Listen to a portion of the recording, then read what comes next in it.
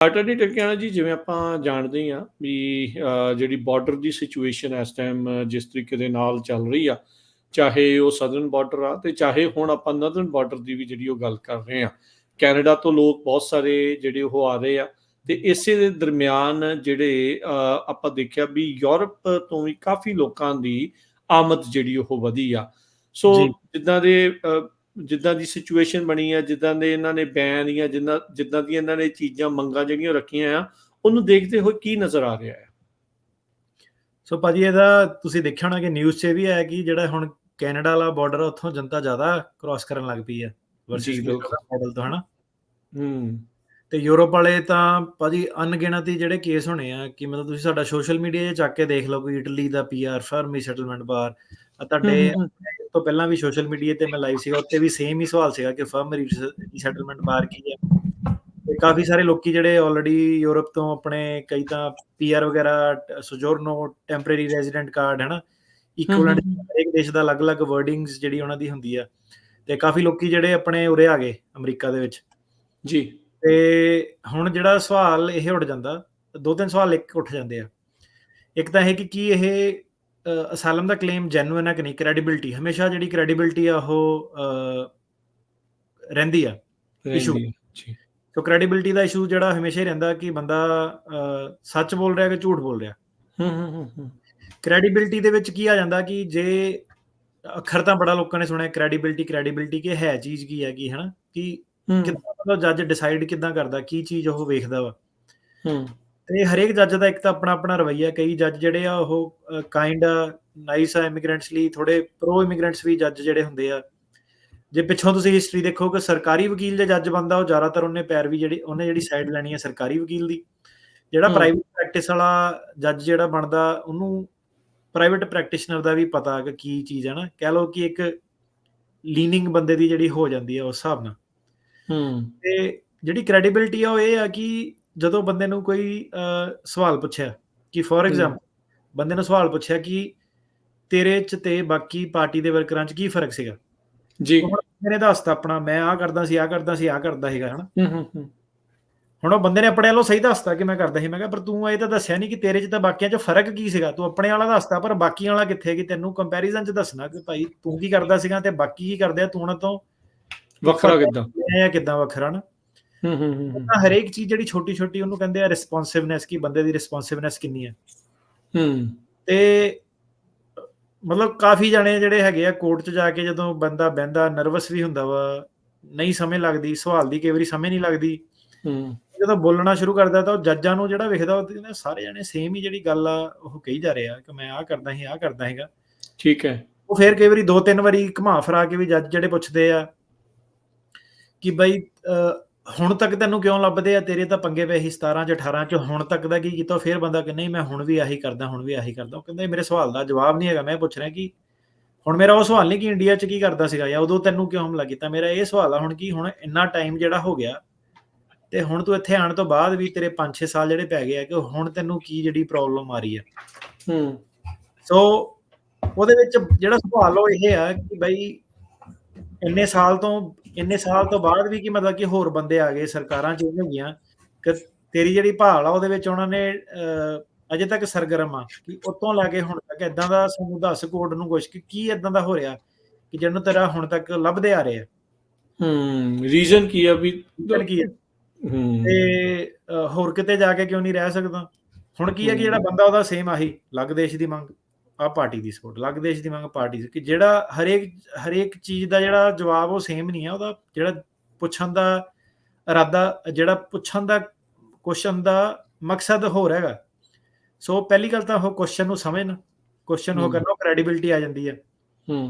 ਸੋ ਜਿਹੜਾ ਹੁਣ ਬੰਦਾ ਦੂਜੇ ਦੇਸ਼ 'ਚ ਰਹਿ ਕੇ ਆਇਆ, ਉੱਥੇ ਅਸਾਈਲਮ ਕਿਉਂ ਨਹੀਂ ਫਾਈਲ ਕੀਤੀ? ਉੱਥੇ ਕੀ ਪ੍ਰੋਬਲਮ ਪੈ ਗਈ ਸੀ ਜੇ ਉੱਥੇ ਐਡੀ ਦੇਰ ਰਹਿ ਗਿਆ? ਤੇ ਉੱਥੇ ਕਿਉਂ ਨਹੀਂ ਅਸਾਈਲਮ ਫਾਈਲ ਕੀਤੀ? ਉੱਥੇ ਜੇ ਯੂਰਪ ਸੀਗਾ, ਹੋਰ ਦੇਸ਼ਾਂ 'ਚ ਜਾ ਸਕਦਾ ਸੀਗਾ, ਕਿਉਂ ਨਹੀਂ ਗਿਆ? ਜਾਂ ਕੋਈ ਟੈਂਪਰੇਰੀ ਰੈਜ਼ੀਡੈਂਟ ਸੀਗੀ, ਟੈਂਪਰੇਰੀ ਰੈਜ਼ੀਡੈਂਟ ਕਿਉਂ ਨਹੀਂ ਲਈ? ਠੀਕ ਹੈ। ਜਾਂ ਉਹਨਾਂ ਨੂੰ ਆਫਰ ਸੀਗੀ ਟੈਂਪਰੇਰੀ ਰੈਜ਼ੀਡੈਂਟ ਦੀ, ਕਿਉਂ ਨਹੀਂ ਲਈ? ਕਈਆਂ ਕੋਲ ਤਾਂ ਪੱਕੀ ਵੀ ਜਿਹੜੀ ਗ੍ਰੀਨ ਕਾਰਡ ਜਿਹੜਾ ਸੀਗਾ ਉਹ ਕਿਉਂ ਨਹੀਂ ਲਿਆ ਉਹਨਾਂ ਨੇ? ਸੋ ਉਹ ਚੀਜ਼ ਇਹਨੂੰ ਆਪਣਾ ਫਰਮ ਰੀਸੈਟਲਮੈਂਟ ਬਾਰ ਜਿਹੜੀ ਕਹਿ ਦਿੰਦੇ ਆ। ਠੀਕ ਹੈ। ਜ਼ਿਆਦਾਤਰ ਜਿਹੜਾ ਹੁਣ 2 ਤਰ੍ਹਾਂ ਦੇ ਕਲਾਇੰਟ ਜਿਹੜੇ ਹੈਗੇ ਆ ਉਹਨਾਂ ਲਈ ਸਲਾਹ ਇੱਕ ਜਿਹੜੇ ਕੈਨੇਡਾ ਤੋਂ ਬਾਰਡਰ ਟੱਪ ਰਹੇ ਆ, ਤੁਹਾਨੂੰ ਵਕੀਲ ਏਦਾਂ ਦੇ ਵੀ ਮਿਲ ਜਾਣੇ, ਕਹਿਣਾ ਆਓ ਜੀ ਕੈਨੇਡਾ ਦਾ ਏਦਾਂ ਲਾਓ। ਦੇਖੋ ਜਿਹਨੇ ਆਣਾ ਉਹਨੇ ਵਕੀਲ ਦੇ ਕਹੇ ਤੇ ਰੁਕਣਾ ਨਹੀਂ, ਪਰ ਜਿਹੜਾ ਇਹ ਹੈਗਾ ਕਿ ਜਿਹੜਾ ਸਹੀ ਇਹਦੇ ਵਿੱਚ ਚੀਜ਼ ਜਿਹੜੀ ਉਹ ਹੈਗੀ ਹੈ ਕਿ STCA safe third country agreement ਇਹਨਾਂ ਨੇ ਕੀਤੀ ਹੋਈ ਹੈ। ਸਾਲ ਡੇਟ ਤੇ ਮੇਰੇ ਖਿਆਲ ਹੋ ਗਿਆ ਨਾ ਰੇਡੀਓ ਤੇ ਅਨਾਉਂਸ ਕਰਦੇ ਕਿ ਭਾਈ ਹੋ ਗਿਆ, ਸਹੀ ਗੱਲ। ਕੈਨੇਡਾ ਦੇ ਪੇਪਰ ਨਾ ਖਰਾਬ ਕਰੋ, ਨਾ ਆਓ, ਨਾ ਖਰਾਬ ਕਰੋ। STCA 2023 ਚ ਹੀ ਹੋਇਆ ਸੀ ਇਹਨਾਂ ਦਾ ਸਮਝੌਤਾ ਹੋਊਗਾ, ਅਨਲੈਸ ਜਿਹੜੇ ਐਕਸੈਪਸ਼ਨਸਲੀ ਮੀਟ ਕਰ ਜਾਂਦੇ ਆ ਕਿ ਕਲੋਜ਼ ਫੈਮਿਲੀ ਰਿਲੇਟਿਵ ਜਿਹੜਾ ਸੀਗਾ, ਮੋਸਟਲੀ ਉਹਦੀ ਐਕਸੈਪਸ਼ਨ ਜਿਹੜੀ ਆਲਰੇਡੀ ਕੋਈ ਬਲੱਡ ਰਿਲੇਟਿਵ, ਸਪਾਊਸ, ਭੈਣ ਭਰਾ, ਮਾਪੇ। ਓਵਰਆਲ ਉਹਦੇ ਵਿੱਚ ਵੀ ਜਿਹੜਾ ਸਵਾਲ ਇਹ ਆ ਜਾਂਦਾ ਕਿ ਜੇ ਬੰਦਾ ਕੈਨੇਡਾ 'ਚ 2 ਸਾਲ ਸੀਗਾ, ਸਟੂਡੈਂਟ ਵੀਜ਼ੇ ਤੇ ਗਿਆ ਸੀਗਾ, ਉੱਥੇ ਵਰਕ ਪਰਮਿਟ ਸੀਗਾ, ਕਿ ਬਾਈ ਉੱਥੇ ਅਸਾਈਲਮ ਕਿਉਂ ਨਹੀਂ ਅਪਲਾਈ ਕੀਤੀ? ਕਿਉਂਕਿ ਹੁਣ ਜਿਹੜੀ 2 ਕੰਟਰੀਆਂ ਉਹਨੂੰ ਇਦਾਂ ਨਹੀਂ ਕੈਨੇਡਾ ਅਸਾਈਲਮ ਅਪਲਾਈ ਨਹੀਂ ਹੁੰਦੀ, ਉਹ 2 ਦੇਸ਼ਾਂ ਨੇ ਆਪਸ 'ਚ ਸਮਝੌਤਾ ਕੀਤਾ ਹੋਇਆ। ਉਹ ਕੋਈ ਇਦਾਂ ਨਹੀਂ ਹੈਗਾ ਕਿ ਉਹ ਮਿਡਲ ਈਸਟ ਦਾ ਹੈਗਾ ਕੰਟਰੀ ਕੋਈ ਕਿ ਉੱਥੇ ਅਸਾਈਲਮ ਫਾਈਲ ਨਹੀਂ ਹੁੰਦੀ। ਇਹਨਾਂ ਨੂੰ ਸਮਝੌਤੇ ਦਾ ਮਤਲਬ ਹੀ ਇਹੀ ਹੈ ਕਿ ਇਹਨਾਂ ਨੂੰ ਪਤਾ ਵਾ ਦੋਨੋਂ ਸਰਕਾਰਾਂ ਨੂੰ ਕਿ ਅਸਾਈਲਮ ਫਾਈਲ ਹੁੰਦੀ ਆ। ਉਹਦਾ ਇਦਾਂ ਦਾ ਨਹੀਂ ਜਵਾਬ ਆ ਸਕਦਾ ਕਿ ਨਹੀਂ ਉੱਥੇ ਮੈਨੂੰ ਪਤਾ ਨਹੀਂ ਸੀਗਾ। ਐਂ ਤਾਂ ਫਿਰ ਸਾਰੇ ਕਹਿ ਦੂਗੇ ਕਿ ਮੈਨੂੰ ਪਤਾ ਨਹੀਂ ਸੀਗਾ, ਮੈਨੂੰ ਪਤਾ ਨਹੀਂ ਸੀਗਾ। ਸੋ ਇੰਨਾ ਸੌਖਾ ਨਹੀਂ ਹੁੰਦਾ। ਠੀਕ ਹੈ। ਉਹ ਜਿਹੜੇ ਕੈਨੇਡਾ ਵਾਲੇ ਬੰਦੇ ਆ, ਉਹਨਾਂ ਨੂੰ ਹੁਣ ਕੀ ਲੱਗਦਾ ਕਿ ਉਹ ਡੈਸਪਰੇਟ ਸਿਚੁਏਸ਼ਨ 'ਚ ਆ। ਕਈ ਵਾਰੀ ਉਹਨੂੰ ਲੱਗਦਾ ਕਿ ਯਾਰ ਆਪਾਂ ਅਮਰੀਕਾ ਵਾਲੇ ਜ਼ਿਆਦਾ ਵਧੀਆ ਵਾ ਤੇ ਆਪਾਂ ਉੱਧਰ ਹੀ ਚੱਲੀਏ। ਮਤਲਬ ਹੁਣ ਜਿਹੜਾ ਟ੍ਰੈਂਡ ਆ ਉਹਨੂੰ ਵੇਖ ਕੇ ਏਦਾਂ ਲੱਗਦਾ। ਤੇ ਜਿਹੜੇ ਯੂਰਪ ਵਾਲੇ ਆ ਉਹ ਥੋੜਾ ਜਿਹਾ ਇੱਕ ਕਦਮ ਹੋਰ ਵੀ ਉੱਤੇ ਲੈ ਗਏ। ਜਿਹੜੇ ਪੱਕੇ ਬੰਦੇ ਉਹੀ ਆਈ ਜਾਂਦੇ ਆ ਉਰੇ, ਟੈਂਪਰੇਰੀ ਰੈਜ਼ੀਡੈਂਟ ਵਗੈਰਾ ਜਿਹੜਾ ਹੋ ਗਏ, ਜਿਹੜੇ ਪੱਕੇ ਹੋ ਸਕਦੇ ਆ ਉਹ ਅੱਗੇ ਤੱਕ ਜਾਂਦੇ ਨਹੀਂ। ਅੱਛਾ, ਹੁਣ ਉਹਨਾਂ ਦੇ ਵਾਸਤੇ ਜਿਹੜਾ ਸ਼ੋਅ ਆ ਉਹਨਾਂ ਵਾਸਤੇ ਆ ਕਿ ਉਹਨਾਂ ਨੂੰ ਇੱਕ ਹੋਰ ਜਿਹੜੀ ਝਲਕ ਦਿਖਾਈਏ, ਜਿਹੜੀ ਤੁਹਾਨੂੰ ਅਸਾਈਲਮ ਵਾਲੇ ਵਕੀਲਾਂ ਨੇ ਨਹੀਂ ਵਿਖਾਣੀ। ਜਿਹੜੀ ਹੋਰ ਤਰੀਕਾ ਵੀ ਆ। ਹੋਰ ਤਰੀਕਾ ਕੀ ਆ? ਇੰਪਲੋਇਮੈਂਟ ਇਮੀਗ੍ਰੇਸ਼ਨ ਹੈ ਨਾ, ਇਨਵੈਸਟਮੈਂਟ ਇਮੀਗ੍ਰੇਸ਼ਨ, ਕਿ ਉਹ ਕੀ ਚੀਜ਼ਾਂ, ਇਹ 2 ਚੀਜ਼ਾਂ ਦਾ ਇੰਟਰਪਲੇ ਕੀ ਆ। ਸੋ ਅੱਧੀ ਬੰਦੇ ਕਿ ਨਹੀਂ ਬਈ ਮੈਂ ਇੰਪਲੋਇਮੈਂਟ ਇਮੀਗ੍ਰੇਸ਼ਨ ਨਹੀਂ ਕਰਦਾ, ਟੂ ਬੈਡ, ਕਿਉਂਕਿ ਫਿਰ ਤੁਸੀਂ ਕਲਾਇੰਟ ਨੂੰ ਸੋਲੂਸ਼ਨ ਨਹੀਂ ਦੇ ਸਕਦੇ ਹੈਗੇ ਕਿ ਬਈ ਪੂਰਾ ਕੀ ਹੈਗਾ। ਕਈ ਵਾਰੀ ਕਿਸੇ ਨੂੰ ਉਸ ਪਾਸਿਓਂ ਬੈਟਰ ਰਹਿੰਦਾ ਹੈ। ਬਿਲਕੁਲ, ਹਾਂਜੀ, ਬਿਲਕੁਲ ਬੈਟਰ ਰਹਿੰਦਾ। ਪਰ ਹੁਣ ਇਹ ਆ ਕਿ ਜੇ ਇੱਕ ਵਕੀਲ ਕਰਦੇ ਹੀ ਅਸਾਈਲਮ ਪਿਆ, ਉਹ ਤਾਂ ਫਿਰ ਅਸਾਈਲਮ ਰਿਮੂਵਲ ਵਾਲੀ ਗੱਲ ਹੀ ਆ ਜਾਣੀ ਨਾ। ਤਾਂ ਹੁਣ ਕੀ ਹੈ ਕਿ ਇਹਦਾ ਹੁਣ ਐਂਗਲ ਕੀ ਹੈਗਾ ਇੰਪਲੋਇਮੈਂਟ ਇਮੀਗ੍ਰੇਸ਼ਨ ਦਾ। ਸੋ ਪਹਿਲੀ ਗੱਲ ਤਾਂ ਇਹ ਹੈ ਕਿ ਜੇ ਤੁਸੀਂ E2 ਕੰਟਰੀ ਦੇ ਵਿੱਚੋਂ ਦੀ ਹੈਗੇ ਆ, ਕੈਨੇਡਾ ਉਹਦੇ ਵਿੱਚ ਆਉਂਦਾ, ਯੂਰਪ ਦੇ ਕਾਫੀ ਸਾਰੇ ਕੰਟਰੀਜ਼ ਆ ਜਾਂਦੇ ਆ, ਇਟਲੀ ਉਹਦੇ ਵਿੱਚ ਆ ਜਾਂਦਾ, ਫਰਾਂਸ ਉਹਦੇ ਵਿੱਚ ਆ ਜਾਂਦਾ, ਜਰਮਨੀ ਉਹਦੇ ਵਿੱਚ ਆ ਜਾਂਦਾ, ਕਈ ਸਾਰੇ ਕੰਟਰੀ ਉਹਦੇ ਵਿੱਚ ਆ ਜਾਂਦੇ ਆ। E2 ਦੀ ਤੁਸੀਂ ਲਿਸਟ ਦੇਖ ਸਕਦੇ ਆ। ਸੋ ਜਿਹੜਾ ਇਨਵੈਸਟਮੈਂਟ, ਸੌਰੀ ਮੈਂ ਤੁਹਾਨੂੰ ਵਿੱਚ ਹੀ ਇੰਟਰਰਪਟ ਕਰ ਰਿਹਾ। ਹੁਣ ਜਿੱਦਾਂ ਕੈਨੇਡਾ ਵਾਲੇ ਪਾਸਿਓਂ ਆਪਾਂ ਗੱਲ ਕਰਦੇ ਆ, ਉੱਥੇ ਟਰੱਕਿੰਗ ਬਿਜ਼ਨਸ ਵਾਲੇ ਆ, ਹੋਰ ਬਿਜ਼ਨਸਿਸ ਵਾਲੇ ਆ, ਉਹਨਾਂ ਦੇ ਲਈ E2 ਆ। ਪਰ ਆਪਣਾ ਜਿਹੜਾ ਸਟੂਡੈਂਟ ਵਾਲੇ ਵੀ ਜਿਹੜੇ ਆ ਰਹੇ ਆ, ਉਹਨਾਂ ਦੇ ਲਈ ਵੀ ਇਹ E2 ਦੀ ਆਪਸ਼ਨ ਬਣ ਸਕਦੀ ਹੁੰਦੀ ਆ? ਨਹੀਂ, ਪਹਿਲਾਂ ਉਹਨਾਂ ਨੂੰ ਆਪਣਾ ਸਿਟੀਜ਼ਨ ਬਣਨਾ ਪੈਣਾ ਉਸ ਕੰਟਰੀ ਦਾ। ਠੀਕ ਹੈ, ਜਿਹੜੀ ਵੀ ਮੁਲਕ ਦੇ ਨਾਲ E2 ਟ੍ਰੀਟੀ ਉਹਦਾ ਸਿਟੀਜ਼ਨ ਹੋਣਾ ਚਾਹੀਦਾ ਹੈ। ਹਾਂਜੀ। ਹੁਣ ਪਹਿਲਾ ਸਵਾਲ ਇਹ ਆਉਂਦਾ ਕਿ ਬਾਈ ਜੇ ਤੁਸੀਂ ਪੱਕੇ ਹੋ ਸਕਦੇ ਆ ਕੈਨੇਡਾ 'ਚ, ਠੀਕ ਆ, ਤੁਸੀਂ ਉੱਥੇ ਅਸਾਈਲਮ ਫਾਈਲ ਕਿਉਂ ਨਹੀਂ ਕਰੋਗੇ? ਮਤਲਬ ਕਿ ਜੇ ਤੁਹਾਨੂੰ ਅਸਾਈਲਮ ਫਾਈਲ ਕਰਕੇ, ਜੇ ਅਮਰੀਕਾ ਵਾਲਾ ਤੁਹਾਨੂੰ ਕਾਨੂੰਨ ਕਹਿ ਰਿਹਾ ਵਾ ਕਿ ਬਾਈ ਪਹਿਲਾਂ ਉੱਥੇ ਅਸਾਈਲਮ ਫਾਈਲ ਕਰੋ, ਪਹਿਲਾਂ ਉੱਥੇ ਅਸਾਈਲਮ ਫਾਈਲ ਕਰੋ, ਦੇਖੋ ਕਿ ਰਿਜ਼ਲਟ ਕੀ ਆਇਆ, ਤੁਹਾਨੂੰ ਨੁਕਸਾਨ ਕੀ ਹੈਗਾ? ਤੁਸੀਂ ਫਾਈਲ ਕਰੋਗੇ, ਅਪਰੂਵ ਹੋ ਜਾਊਗਾ, ਇਹ ਨੁਕਸਾਨ ਆ ਤੁਹਾਨੂੰ? ਜਾਂ ਤੁਸੀਂ ਉਹਨੂੰ ਫਾਈਲ ਕਰਕੇ ਜਦੋਂ ਤੁਸੀਂ ਕਰ ਦੋਗੇ, ਤੁਸੀਂ ਫਿਰ ਦੱਸ ਸਕਦੇ ਆ ਕਿ ਭਾਈ ਆਹ ਦੇਖੋ ਮੈਂ ਇੱਥੇ ਵੀ ਟਰਾਈ ਕੀਤਾ ਸੀਗਾ, ਜਿਹੜਾ ਤੁਹਾਡਾ ਕਾਨੂੰਨ ਕਹਿੰਦਾ ਮੈਂ ਉਹਦੀਆਂ ਸ਼ਰਤਾਂ ਦੇ ਹਿਸਾਬ ਦੇ ਨਾਲ ਹੀ ਸਾਰਾ ਕੁਝ ਕੀਤਾ, ਰਾਈਟ? ਠੀਕ ਹੈ। ਤੁਸੀਂ ਜੇ ਹੁਣ ਕਰਦੇ ਆ, ਤੁਹਾਡਾ ਕੇਸ ਪਾਸ ਹੋ ਜਾਂਦਾ, ਤੁਹਾਨੂੰ ਜਿਹੜੀ ਪਰਮਾਨੈਂਟ ਰੈਜ਼ੀਡੈਂਸੀ ਆ ਉਹਦੇ ਵੱਲ ਰਾਹ ਖੁੱਲ ਜਾਊਗਾ ਤੇ ਇਵੈਂਚੁਅਲੀ ਤੁਸੀਂ ਸਿਟੀਜ਼ਨ ਤੱਕ ਜਾ ਸਕਦੇ ਆ, ਸਿਟੀਜ਼ਨ ਬਣ ਸਕਦੇ ਆ E2 ਕੰਟਰੀਆਂ ਦੇ। ਉਹ ਕਈ ਵਾਰੀ ਭਾਜੀ ਕੇਸ ਇਦਾਂ ਦੇ ਆਉਂਦੇ ਆ ਕਿ ਕਿਸੇ ਦੇ ਆਖੇ ਲੱਗ ਕੇ ਲੋਕੀ ਬਾਰਡਰ ਟੱਪ ਕੇ ਆ ਜਾਂਦੇ ਆ, ਪਰਮਾਨੈਂਟ ਰੈਜ਼ੀਡੈਂਟ ਹੁੰਦੇ ਆ ਤੇ ਸਿਟੀਜ਼ਨ ਤੋਂ ਇੰਨੀ ਦੂਰ ਨਹੀਂ ਹੁੰਦੇ, ਸਿਟੀਜ਼ਨ ਬਣ ਸਕਦੇ ਹੁੰਦੇ ਆ। ਠੀਕ ਹੈ। E2 ਵੀਜ਼ਾ ਜਿਹੜਾ ਕਰ ਸਕਦੇ ਹੁੰਦੇ ਆ, ਜਾਂ ਜਿਹੜੇ ਹੁਣ ਜਿਹੜਾ ਅੱਜ ਦਾ ਪ੍ਰੋਗਰਾਮ ਹੈ E2 ਦੇ ਉੱਤੇ ਡੈਡੀਕੇਟਡ ਆ ਕਿ E2 ਵੀਜ਼ਾ ਜਿਹੜਾ ਕੀ ਇਨਵੈਸਟਮੈਂਟ ਕੀ ਹੈ, ਸਿਰਫ ਤੇ ਸਿਰਫ। ਤੇ ਜਿਹੜੇ ਇਹ ਕੈਨੇਡਾ ਵਾਲੇ ਜਿਹੜੇ ਸਟੂਡੈਂਟ ਆ ਜੇ ਡੈਸਪਰੇਟ ਸਿਚੁਏਸ਼ਨ 'ਚ ਆ, ਤੁਸੀਂ ਪਲੀਜ਼, ਜੇ ਸਹੀ ਐਡਵਾਈਸ ਹੋਏ ਹੈ ਕਿ ਉੱਥੇ ਰਹਿ ਕੇ ਜੇ ਤੁਹਾਡਾ ਹੱਥ ਪੱਲਾ ਕੋਈ ਫੜਦਾ, LMIA ਜੋ ਵੀ, ਮੈਨੂੰ ਪਤਾ ਨਹੀਂ ਕੈਨੇਡਾ ਦਾ ਲਾਅ ਕੀ ਹੈ।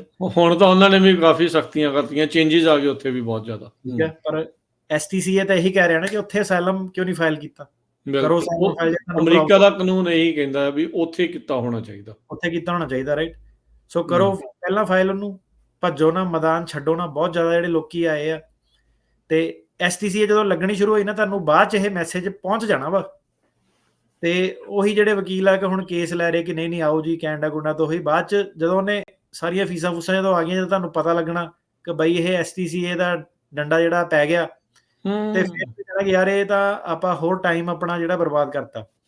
ਠੀਕ ਹੈ। ਜਿਹੜੀ ਸਭ ਤੋਂ ਮੇਜਰ ਚੀਜ਼ ਕੀ ਹੁੰਦੀ ਆ, ਹੁਣ ਮੇਰੀ ਉਮਰ ਹੈਗੀ 40 ਸਾਲ ਇਸ ਵੇਲੇ, ਮੈਂ 2007 ਚ ਆਇਆ ਸੀ, 22-23 ਸਾਲ ਦਾ ਜਦੋਂ ਸੀਗਾ ਉਦੋਂ ਆਇਆ ਸੀਗਾ। ਬੰਦੇ ਦਾ ਜਦੋਂ ਲੇਟਰ ਏਜਿਸ ਦੇ ਵਿੱਚ ਬੰਦਾ ਆਉਂਦਾ ਨਾ, ਬੰਦਾ ਸਾਰਾ ਕੁਝ ਇੱਥੇ ਬਣਾ ਲੈਂਦਾ, ਪਰ ਇੱਕ ਚੀਜ਼ ਜਿਹੜੀ ਹੁੰਦੀ ਆ, ਬੰਦਾ ਗਵਾਉਂਦਾ ਜਿਹੜੀ ਚੀਜ਼ ਹੁੰਦੀ ਆ, ਏਜ ਆਪਣੀ, ਉਮਰ, ਜਵਾਨੀ। ਉਹ ਤੁਹਾਨੂੰ ਹੁਣ ਨਹੀਂ ਸਮਝ ਲੱਗਣੀ ਗੱਲ। ਮੈਨੂੰ ਪਤਾ ਨਹੀਂ ਕਦੋਂ ਤੱਕ ਤੁਹਾਡੇ ਪ੍ਰੋਗਰਾਮ ਪਹੁੰਚਣਾ, ਕਦੋਂ ਤੁਸੀਂ ਇਹ ਸੁਣਨਾ। ਜੇ ਤੁਸੀਂ ਹੈਗੇ ਆ, ਤੁਸੀਂ ਇੱਕ ਪੁਆਇੰਟ ਤੇ ਆ ਕੇ ਬਹੁਤ ਐਗਰੀ ਕਰੋਗੇ, ਯਾਰ ਜੇ ਅਮਰੀਕਾ ਆਏ ਚੱਲ ਠੀਕ ਆ, ਅਸਾਲਮ ਸੁਲਮ ਦੇ ਚੱਕਰਾਂ 'ਚ ਪਏ, ਜੇ STCA ਲੱਗਿਆ ਤੇ ਬਾਅਦ 'ਚ ਨਹੀਂ ਪੱਕੇ ਹੋਏ, ਪ੍ਰੋਬਲਮ ਇਹ ਪੈ ਜਾਣੀ ਕਿ ਤੁਹਾਡੇ ਕੋਲ ਇੱਕ ਓਪਰਚੁਨਿਟੀ ਚੱਲ ਜਾਣੀ ਹੈ ਕੈਨੇਡਾ ਵਾਲੀ। ਦੂਜੀ ਤੁਹਾਡੀ ਜਿਹੜੀ ਆ ਉਮਰ ਆ, ਉਹਦਾ ਤੁਹਾਨੂੰ ਬਹੁਤ ਰਿਗਰੈਟ ਹੋਣਾ ਕਿ ਯਾਰ ਇੱਥੇ ਆ ਕੇ ਇੰਨੇ ਸਾਲ ਜਿਹੜੇ ਬਰਬਾਦ ਕਰ ਲਏ, ਸੜਕ ਐਂਡ ਤੱਕ ਲੈ ਕੇ ਬਣਿਆ ਕੁਛ ਨਹੀਂ। ਇਹ ਗੱਲ ਤੁਹਾਨੂੰ ਹੁਣ ਕਿਉਂ ਦੱਸ ਰਿਹਾ, ਪਤਾ ਕਿਉਂ ਦੱਸ ਰਿਹਾ? ਕਿਉਂਕਿ ਜਿਹੜੀ ਲਾਈਨ ਆਫ ਬਿਜ਼ਨਸ ਨਾ ਫੁੱਲ ਆ, ਮਤਲਬ ਕੰਮ ਬਥੇਰੇ ਲੋਕੀ ਜਿਹੜੇ ਸਰਵਿਸਿਜ਼ ਚਾਹੁੰਦੇ ਆ।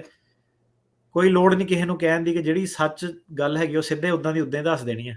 ਕੋਈ ਇਹਦੇ ਵਿੱਚ ਨਫਾ ਨੁਕਸਾਨ ਨਹੀਂ। ਜਿਹੜੀ ਤਾਂ ਕੈਨੇਡਾ ਵਾਲੇ ਲੋਕੀ ਸਿੱਧੀ ਐਡਵਾਈਸ ਹੈ ਕਿ STCA ਬਾਈ ਲੱਗਾ ਕਰੋ, ਉੱਥੇ ਅਸਾਲਮ ਫਾਈਲ, ਸਿਟੀਜ਼ਨ ਬਣੋ, ਤੇ ਫਿਰ ਆਪਣਾ ਜਿਹੜਾ ਅੱਜ ਦਾ ਪ੍ਰੋਗਰਾਮ ਆ E2 ਵੀਜ਼ਾ, ਤੁਹਾਨੂੰ ਉਹਦੇ ਬਾਰੇ ਦੱਸਾਂਗੇ ਕਿ ਕਿੱਦਾਂ ਉਹਦੇ ਵਿੱਚ ਤੁਹਾਡਾ ਰਾਹ ਜਿਹੜਾ ਅਮਰੀਕਾ ਦਾ ਦੁਬਾਰਾ ਖੁੱਲ ਸਕਦਾ।